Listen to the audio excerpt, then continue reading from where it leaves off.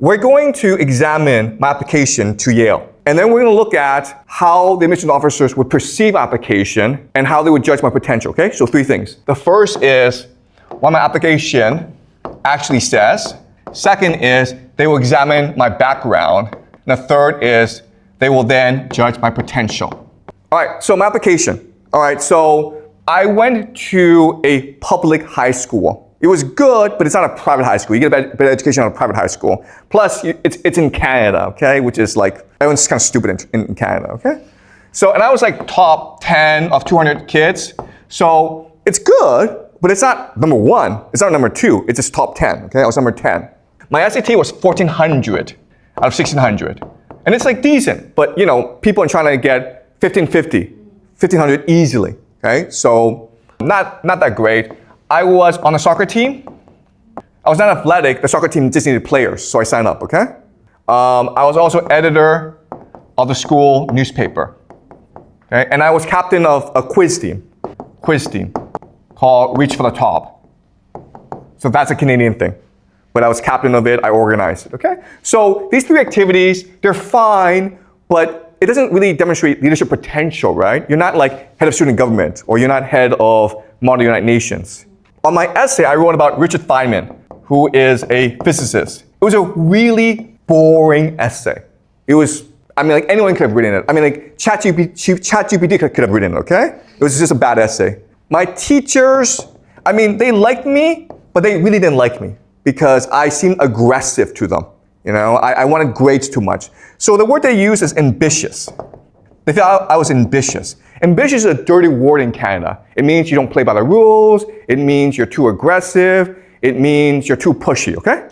All right, so this is my application to Yale. As you can see, it is decent, but not a stellar application. So how did I get in? Well, because there was some information that they could also derive from application that made them interested in me, okay? The first is that I was poor. So I couldn't even afford the application fee. I had to apply for a waiver for my application, okay? So I was poor because I was an immigrant. So I was born in China in 1976, and my family went over when I was in 1983 when I was like 6. So I was a poor immigrant in Canada. I transferred high school. So I was in a poor high school, then I went to a rich high school. Okay, so basically I switched neighborhoods. My family lived in a poor neighborhood, and then I applied to go to a rich high school in a different neighborhood. So I had to take the subway there every day, and I spent like half an hour on the subway. And guess what, guys? Canadians don't like that, okay? Canadians want you to stay where you are, and that's it. So when I told my high school principal that I was going to transfer high schools, he got very upset. And he said that I'm going to write a discipline letter, okay? A discipline letter, and it's a very serious thing. And I'm going to put it in your folder so that when you apply to university, they will know that you were suspended from the school. And like that's basically like a really bad thing, okay? So I got this discipline letter, and when I went to the rich high school, I had no friends. Why? Because they didn't like me. Because they don't like it when someone new comes in, okay? I didn't know their culture. I'm sort of like ambitious, and I was grade grubbing. But the thing is, I was desperate because my family was very poor, and I wanted a better life, okay? So again, they know all this, okay? They know I'm an average student, and they know that I'm pushy and ambitious. And that's why Yale let me in.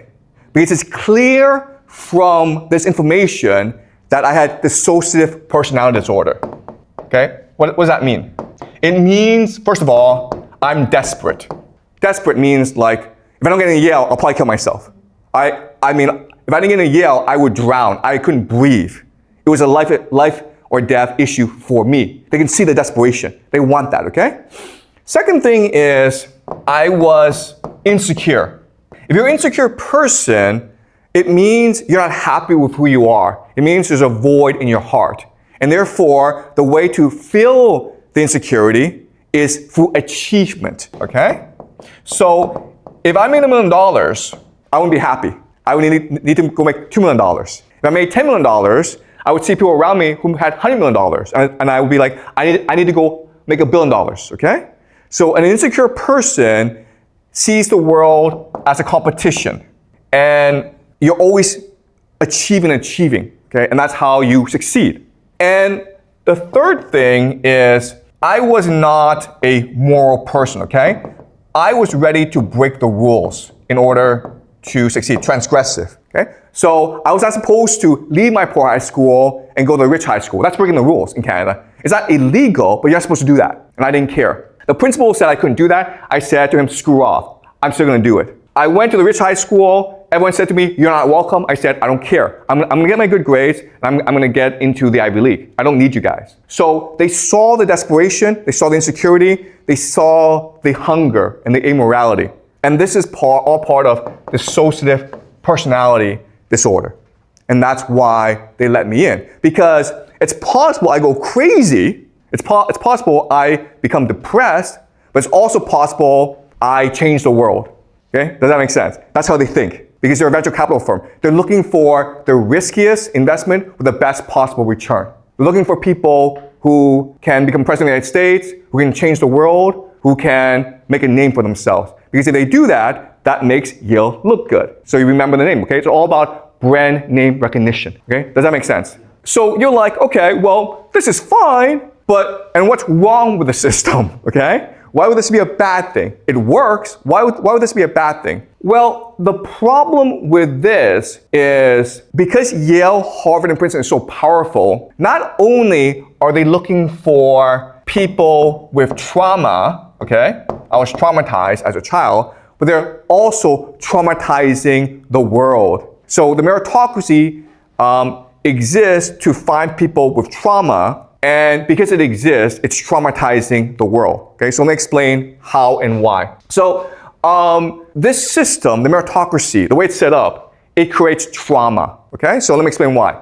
So let's look at university, Yale, then we'll look at high school, then we'll look at parenting.